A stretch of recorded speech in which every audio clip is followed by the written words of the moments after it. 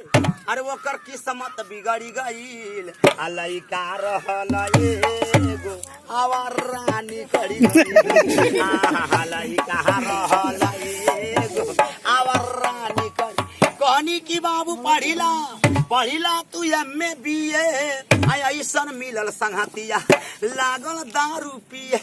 लड़के के समाज ही जिंदगी है। कोई अच्छा समाज पकड़ लेगा लड़का कामयाब हो जाएगा, और गलत समाज पकड़ लेगा जिंदगी उसका बर्बाद हो जाएगा। पहले बात संघर्ष से होता है, कुछ संघर्ष गुड़ जाए और बांस फांस मिश्री एक भाभी का।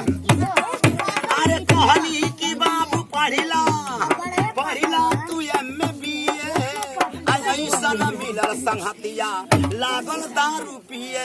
अरे छोड़ी के पढ़ाई लिखाई और नाचे में निकली गईल आ लइका रहल एगो आवर रानी करी गई। तब के जमाना में शहर बदनाम रहे, अब तो गाँव में सुनात बा भैया शहर से बिगड़ल देहात बा। अब के छात्र लोग के पढ़े के ना इच्छा, बगल में मोबाइल धके होता परीक्षा। माई बाप के को बोली ना सहाता, मौगी खातिर जिलेबी की ना शहर से बिगड़ल दे तले के मेहरारू ससुरारी में रहेला आ जवन कहे मौगी वही काम करेला।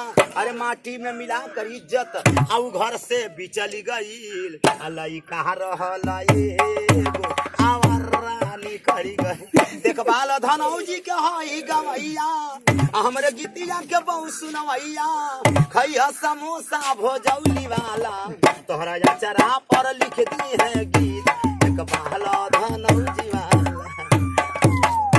अच्छा भैया।